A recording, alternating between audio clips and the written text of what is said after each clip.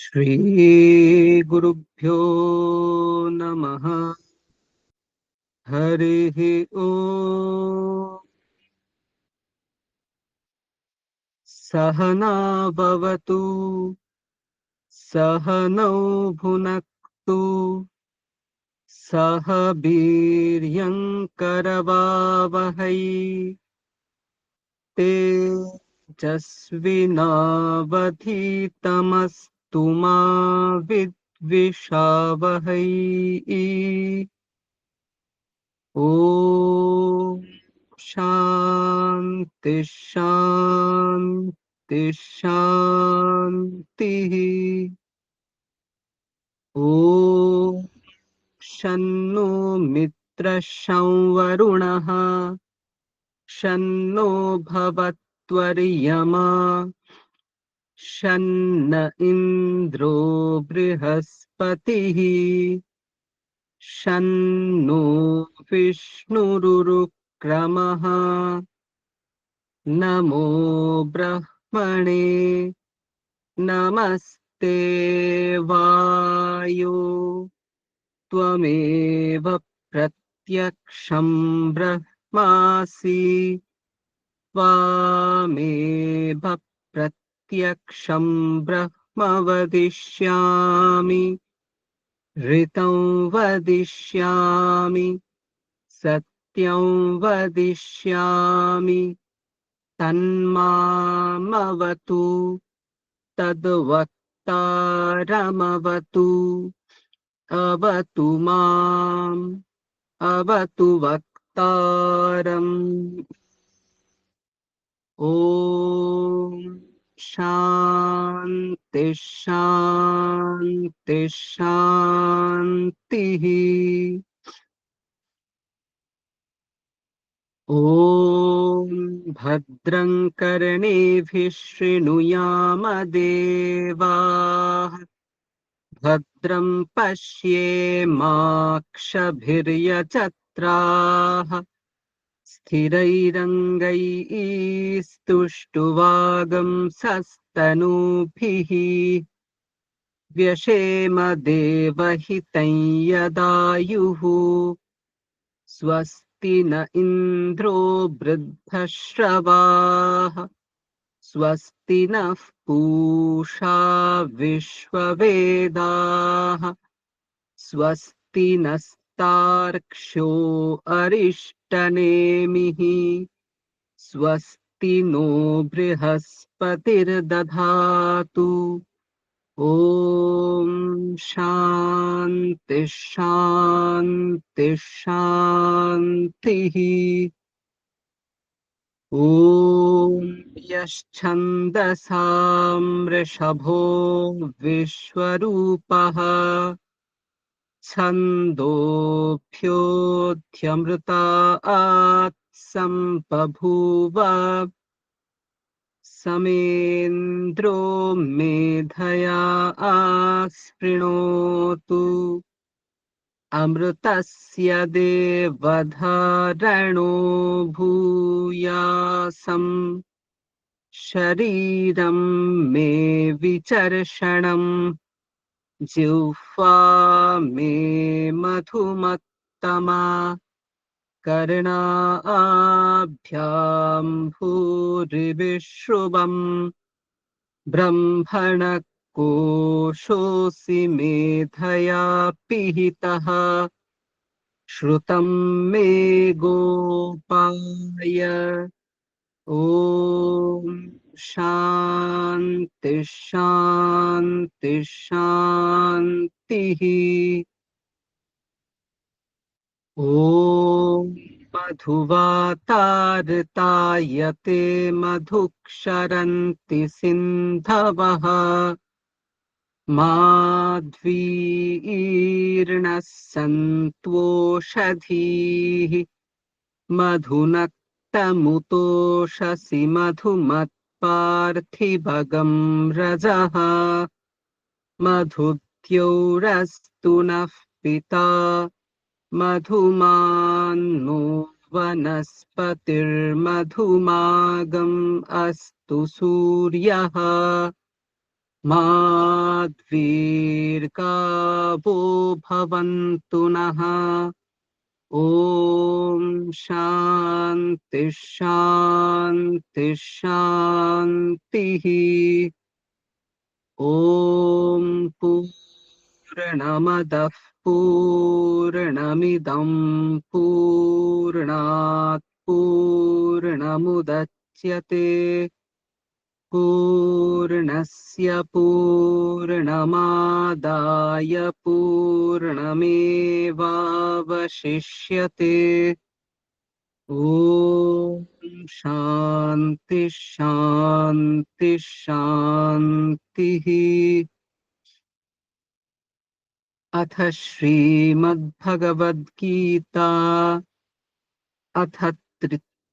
अथ तृतीयोऽध्यायः।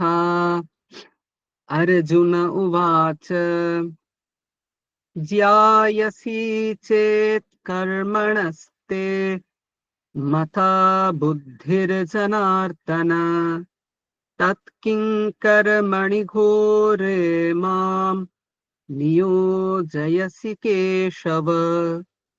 व्यामिश्रेणेव वाक्येन बुद्धिं मोहयसीव मे तदेकं वद निश्चित्य येन श्रेयोऽहमाप्नुयाम्। श्रीभगवानुवाच लोकेऽस्मिन् द्विविधा निष्ठा पुरा प्रोक्ता मया नघ। ज्ञानयोगेन साङ्ख्यानां कर्मयोगेन योगिनां न कर्मणामनारम्भान्नैष्कर्म्यं पुरुषोऽश्नुते न च सन्न्यसनादेव सिद्धिं समधिगच्छति। न हि कश्चित् क्षणमपि जातु तिष्ठत्यकर्मकृत् कार्यते ह्यवशः कर्म सर्वः प्रकृतिजैर्गुणैः। कर्मेन्द्रियाणि संयम्य य आस्ते मनसा स्मरन् इन्द्रियार्थान् विमूढात्मा मिथ्याचारः स उच्यते। यस्त्विन्द्रियाणि मनसा नियम्यारभतेऽर्जुन कर्मेन्द्रियैः कर्मयोगम् असक्तः स विशिष्यते। नियतं कुरु कर्म त्वं कर्म ज्यायो ह्यकर्मणः शरीरयात्रापि च ते न प्रसिद्ध्येद कर्मणः। यज्ञार्थात् कर्मणोऽन्यत्र लोकोऽयं कर्मबन्धनः। तदर्थं कर्म कौन्तेय मुक्तसङ्गः समाचर।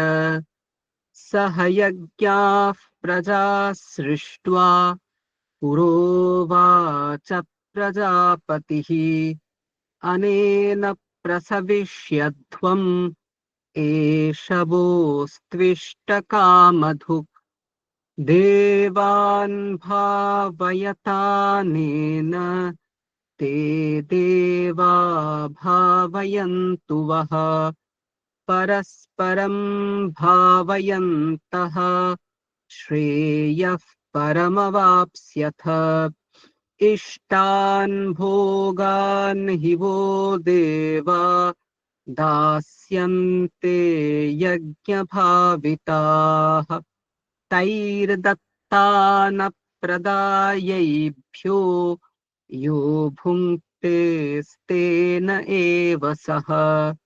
यज्ञशिष्टाशिनः सन्तो मुच्यन्ते सर्वकिल्बिषैः भुञ्जते ते त्वघं पापा ये पचन्त्यात्मकारणात् अन्नाद् भवन्ति भूतानि पर्जन्यादन्न सम्भवः यज्ञाद् भवति पर्जन्यो यज्ञः कर्म समुद्भवः कर्म ब्रह्मोद्भवं विद्धि ब्रह्माक्षरसमुद्भवम् तस्मात् सर्वगतं ब्रह्म नित्यं यज्ञे प्रतिष्ठितम्।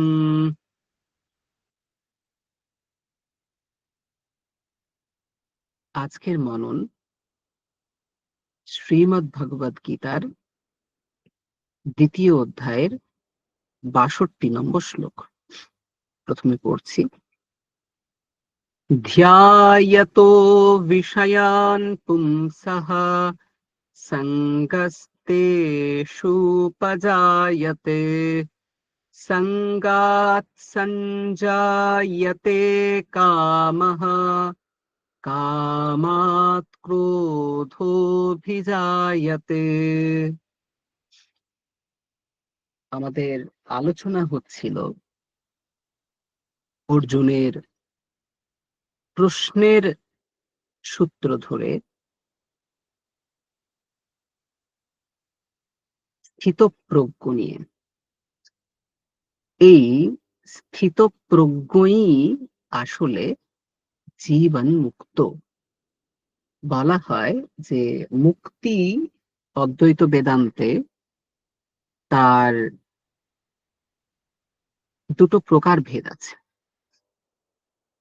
একটা হলো জীবন মুক্তি আর একটা হলো বৈদেহ মুক্তি।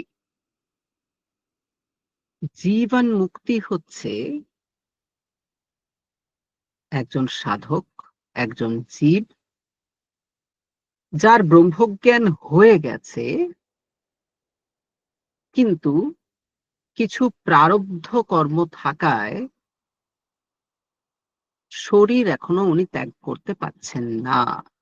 সেই কর্মফল ভোগ হলে তবেই শরীর যাবে।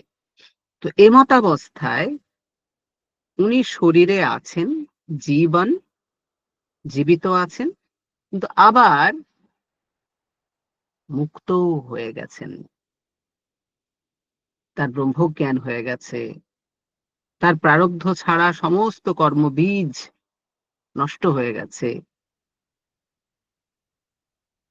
আমরা তাকে বলি ব্রহ্মজ্ঞ ব্যক্তি, যিনি নাকি জীবন মুক্ত।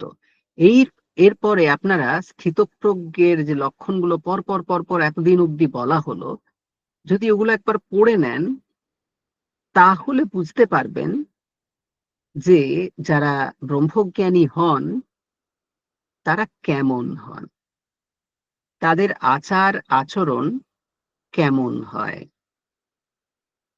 আমরা মাঝে মাঝে প্রশ্ন করি না যে কারো যদি ব্রহ্মজ্ঞান হয়ে যায় তার তো আলাদা করে শিং ল্যাজ গজায় না, যে দেখে বলে দেব যে এ হলো ব্রহ্মজ্ঞানী। তার কি চিহ্ন আছে? এতদিন আমরা সেই ব্রহ্মজ্ঞানীর লক্ষণ, ব্রহ্মজ্ঞানীর চিহ্ন কোনগুলো, সেগুলো আমরা শুনেছি। যদি আরো ভালোভাবে বলি যে এক্স্যাক্টলি কোন জায়গা থেকে আলোচনা শুরু হয়েছে, ওই যে প্রজাহাতি যদা কামান সর্বান পার্থ মনোগতান আত্মন্যেবাত্মনা তুষ্টঃ স্থিতপ্রজ্ঞস্তদোচ্যতে। ওই যে ওইখান থেকে এই যে স্থিতপ্রজ্ঞস্য কা ভাষা প্রশ্ন করেছিলেন 2:54-তে অর্জুন। এই 2:54 থেকে আলোচনা শুরু হয়ে গেল যে ব্রহ্মজ্ঞানী তার লক্ষণ কি রকম, চিহ্ন কি রকম, কিভাবে বুঝবো কে ব্রহ্মজ্ঞানী।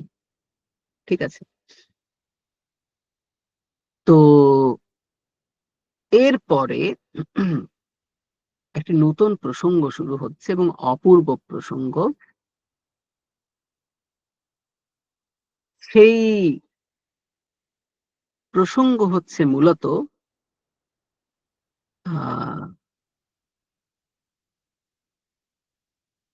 কিভাবে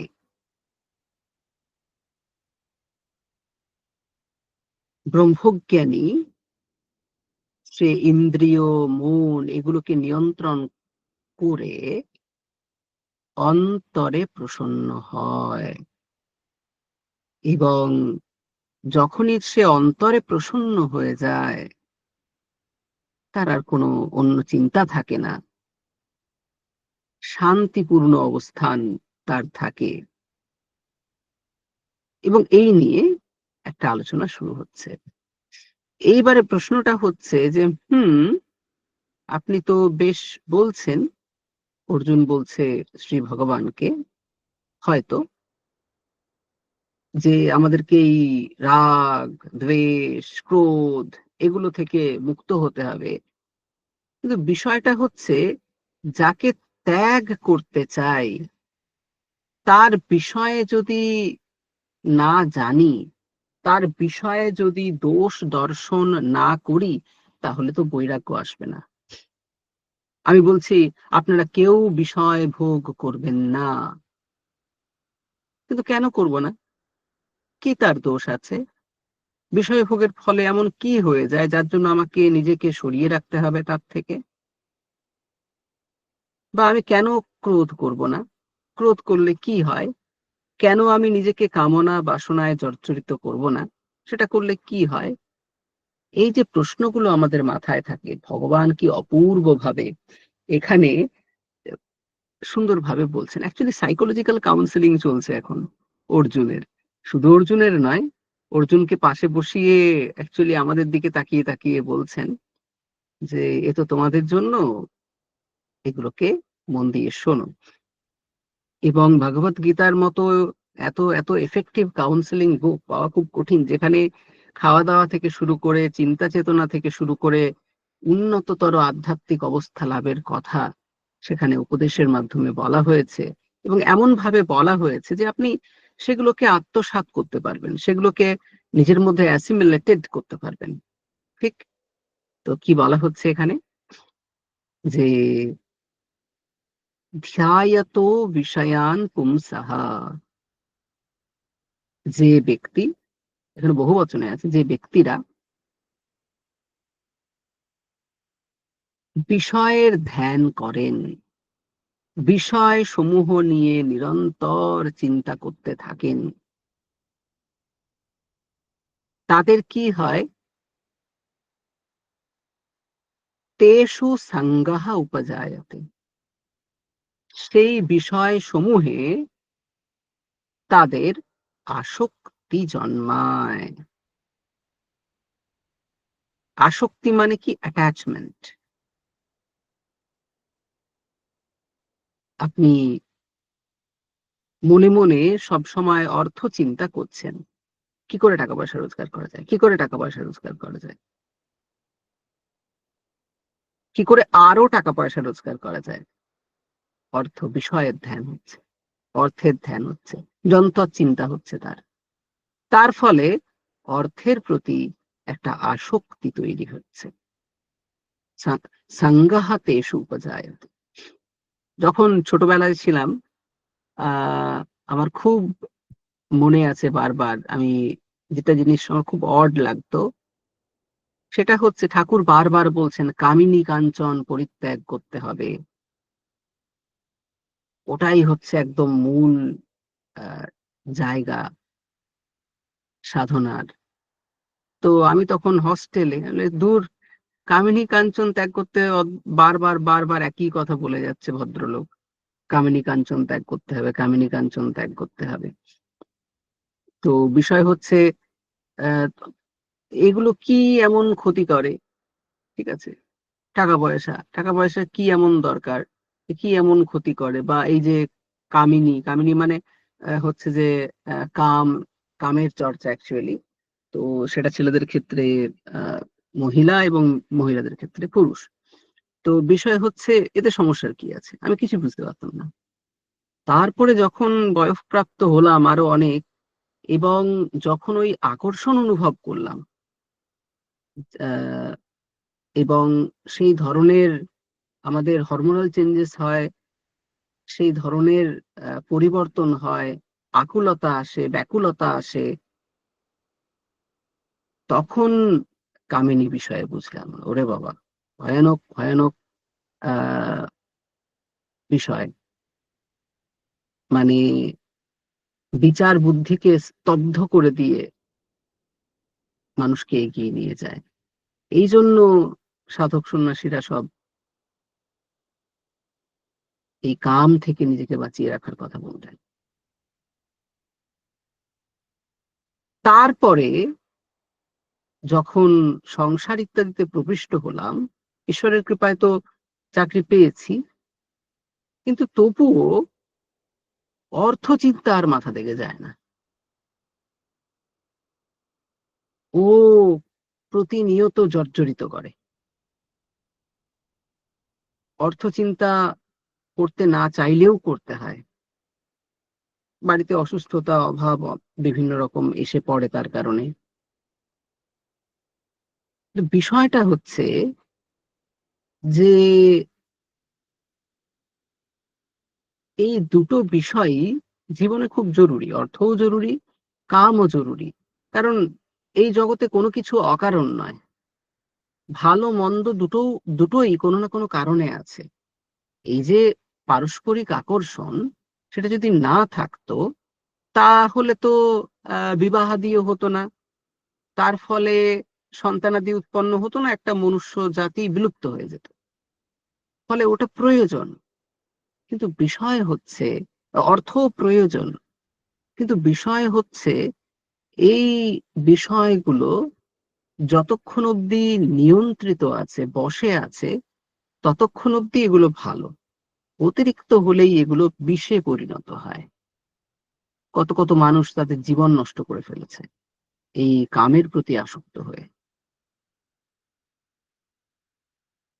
এবং ব- বয়স বেড়েছে, তার সাথে সাথে তাদের পরিণতি আসার কথা ছিল, তার সাথে সাথে তাদের জীবন আরো শুদ্ধ হওয়ার কথা ছিল, কিন্তু না, কাম এমন এক জিনিস তাদেরকে ভুল পথে পরিচালিত করেছে। তো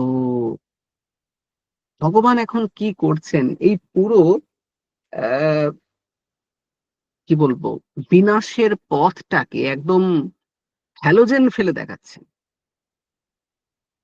যে দেখো এইটি হলো গিয়ে বিনাশের পথ, কোথা থেকে শুরু হয়, কিভাবে তার প্রোগ্রেশন, এবং কোথায় গিয়ে শেষ হয়। প্রথমে বলছেন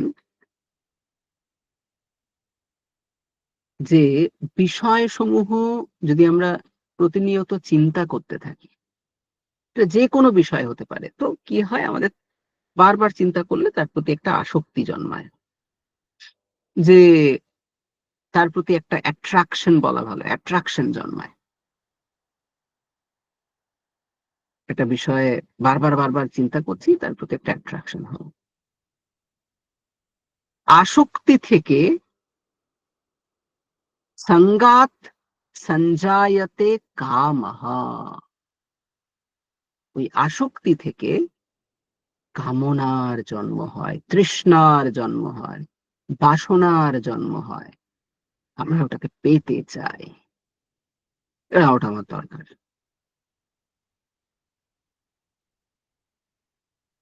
আপনি প্রতিনিয়ত ভাবছেন, গাড়ির কথা চিন্তা করছেন, প্রতিনিয়ত গাড়ির কথা চিন্তা করছেন, এটা গাড়ি হলে ভালো হতো, এই বাসে ঝুলে ঝুলে যেতে হয়, তারপরে মোটামুটি খাবার খেয়ে দিয়ে উঠি তো বাসে, মোটামুটি একটা বডি মাসাজ হয়েই যায়, এমন ভিড় থাকে।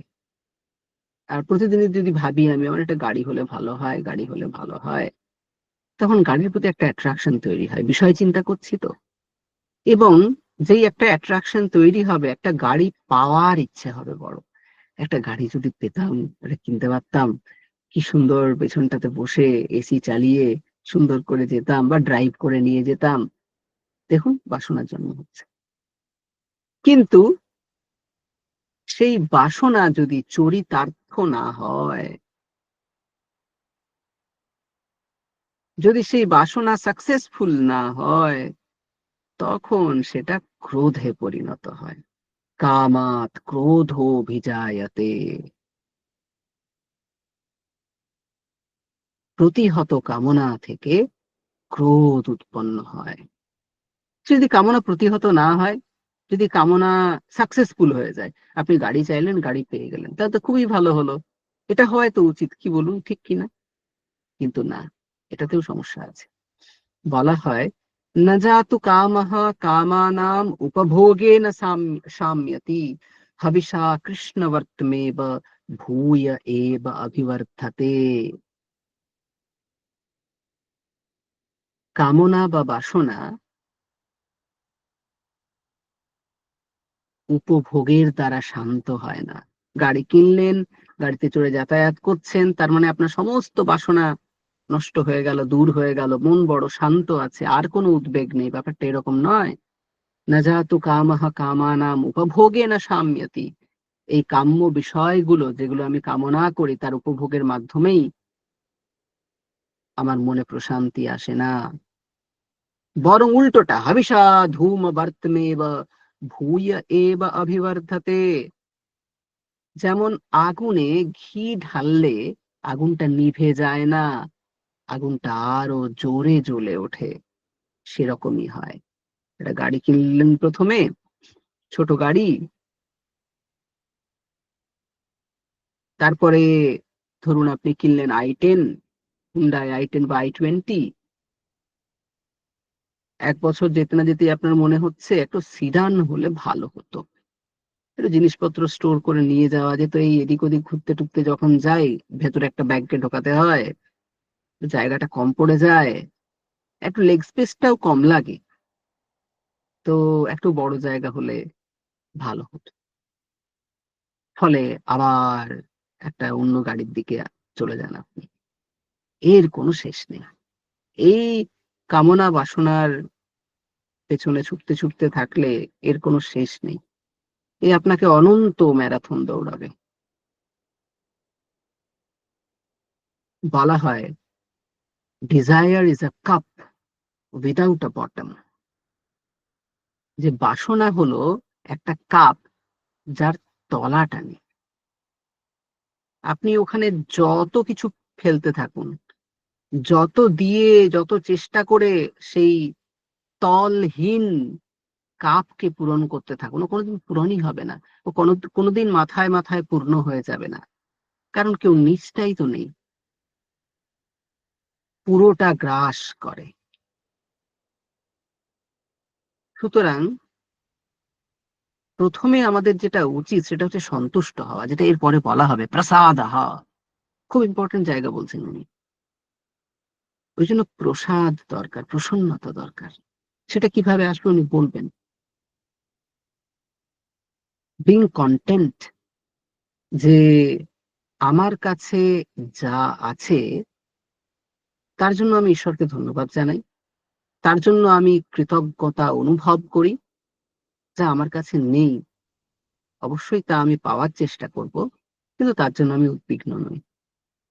তা প্রাপ্ত হতে পারে, তা অপ্রাপ্তও হতে পারে, কিন্তু আমি যেটুকু পেয়েছি, আমার মাথার উপরে ছাদ আছে, গায়ে বস্ত্র আছে, আশেপাশে প্রিয়জন আছে, খাবার জন্য দুবেলা চিন্তা করতে হচ্ছে না, ডাল ভাত হলেও জুটে যাচ্ছে। আমরা অত্যন্ত আশীর্বাদপুত, আশীর্বাদ স্নিগ্ধ, ঈশ্বরের আশীর্বাদ পেয়েছি, না হলে এরকম ভাবে পাওয়া যায় না। আগে ওটার জন্য সন্তুষ্ট হতে হয়। আমি আগে কোনো এক মননে 99 চেম্বার বলেছিলাম, একটা গল্প। তো সেই গল্পটা বলেই শেষ করবো, আজকে একটারই মনন হোক, আমি গল্পটা বলেই শেষ করব। সেটা হচ্ছে, একবার একজন কৃষক ছিলেন। সেই কৃষক গ্রামে চাষ করতেন, বউ বাচ্চা নিয়ে থাকতেন, সুখের সংসার। কৃষক সকালে মাঠে যায়, সারাদিন পরিশ্রম করে, দুপুরবেলা তার স্ত্রী তার জন্য খাবার নিয়ে যায়। যেই 2-3টে বাজে, সেই কৃষক বাড়ি ফিরে যায়, স্নান টান করে, খাওয়া দাওয়া করে, বাচ্চাদের সাথে খেলাধুলো করে, গ্রামের বন্ধুদের সাথে সময় কাটায়, একটা খুব খুব শান্তির গ্রামীণ, যে স্লো লাইফ, সেই জীবন উনি যাপন করছেন। এবং প্রতিদিন ঈশ্বরের উপাসনা করেন। ঠিক আছে, বারবার ঈশ্বরকে নমস্কার করেন। তো এটা দেখে আমাদের মা পার্বতীর একটু মনে কৃপা হয়েছে। তিনি শিবকে বলছেন যে দেখো এই কৃষকটি এত ভালো, তোমার এত ভক্ত, কিন্তু দেখো দেখি পুরো জীবনে কত দুঃখ, কিছু নেই, একটা বড় ঘরদোর নেই, কিছু নেই, একটা ভালো গাড়িও নেই, একটা ভালো যে একটা ট্রাক্টর কিনবে সেও নেই। ট্রাক্টরটা হয়তো বলেনি, ওটা আমি ফ্রেম আপ করেছি। তো তুমি একটু কিছু হেল্প তো করতে পারো। শিব বলছেন ওনার প্রয়োজন নেই, উনি ভালো আছেন। বলছেন, না তবু একটু টাকা পয়সা পেলে তোর ভালোই হতো। বলছে, ঠিক আছে, তুমি যখন বলছো, বউয়ের কথা তো আর ফেলে দেওয়া যায় না, তুমি যখন বলছো ঠিক আছে, আমি ব্যবস্থা করছি। তো পরের দিন মাঠে যখন এই কৃষক খনন করছে, সরি, লাঙল দিচ্ছে, তখন হঠাৎ করে ঠাং করে শব্দ হয়। ঠাং করে শব্দ হওয়াতে খুলে দেখে, খুঁড়ে দেখে যে একটা কলসি রয়েছে।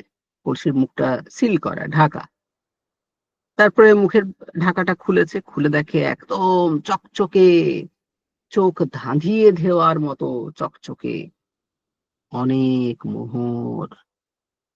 সেই মোহরগুলো, সে বলছে, ওরে বাবা কি আনন্দ, কত মোহর পেয়েছি, বাড়ি নিয়ে এসেছে, গুনছে 1 2 3 4 5 6 7 8 9 10 11 12 50 60 70 80 90 92 94 96 97 98 99, 99টা সোনার মোহর আছে।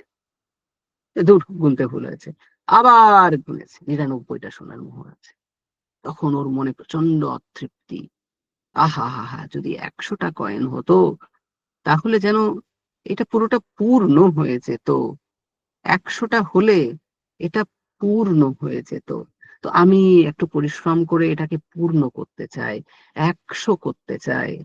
কিন্তু একটা সোনার মোহর, তার কি দাম কম? আজকের দিনে দাঁড়িয়ে ভাবুন, একটা সোনার মোহর যদি কমসে কম আহ কত 2 ভরিরও হয়, তার দাম তো 2 লাখ টাকা। তো সে তার জন্য এবারে আরো পরিশ্রম করা শুরু করলো। যে এখন সে দিন রাত পরিশ্রম করে, সারাদিন বিকেল 4টে 5টা করে আসছে, এবং স্বাভাবিক সেই যে প্রসন্ন জীবন, ধীর জীবন, তা নষ্ট হয়ে গেছে। সকালবেলা তাড়াতাড়ি মাঠে যাচ্ছে, আরো 2টো মাঠ লিজে নিয়েছে, প্রচুর পরিশ্রম করছে, প্রচুর পরিশ্রম করছে। বউ খাবার নিয়ে আসে, বউয়ের সাথে 2টো কথা বলতে ইচ্ছে করে না, মাঝে মাঝেই ঝগড়া হয়ে যায়, খিচখিচ করে। তারপরে বাচ্চাদেরকে আর সময় দিতে পারে না, বাচ্চারাও মনে কষ্ট পায় যে বাবা আমাদের সময় দিচ্ছে না। কিন্তু সে একটা কয়েন তৈরি করার জন্য উদগ্রীব হয়ে যাচ্ছে। কিন্তু সে ভুলেই গেল যে তার কাছে 99টা কয়েন আছে। আর কি চাইছিল সে? তার সারা জীবন চলে যেত, 99টা কয়েন।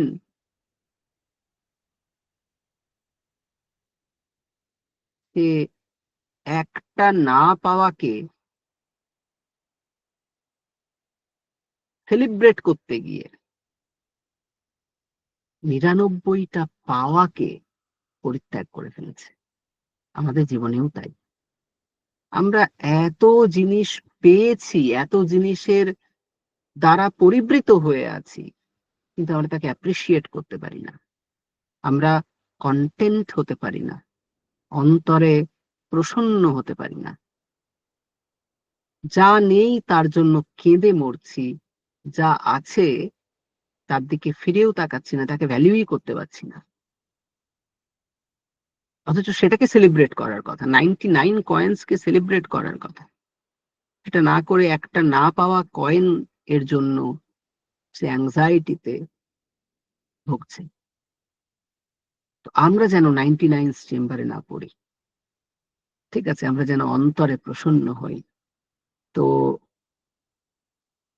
যা পেয়েছি তার জন্য আমরা কৃতজ্ঞ, যা পাইনি সে সময়ের সাথে আসবে, আমরা তো প্রচুর পরিশ্রম করব সেটাকে পাওয়ার জন্য।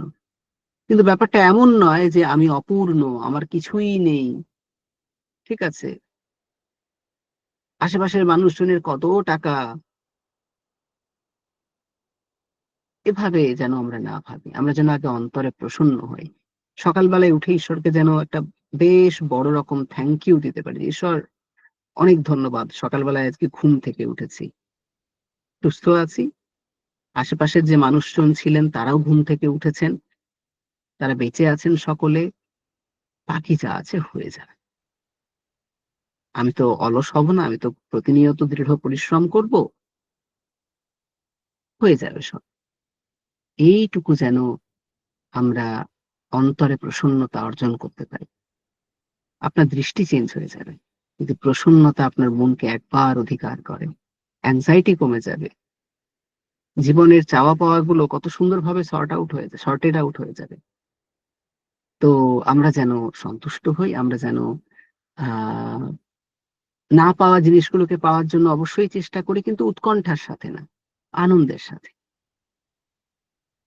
প্রচন্ড বিমর্ষের সাথে না, একটু সেলিব্রেশন মুডে। যা পেয়েছি, যা রয়েছে আমার কাছে, তার জন্য একটা সেলিব্রেশন যেন কন্টিনিউয়াস চলতে থাকে।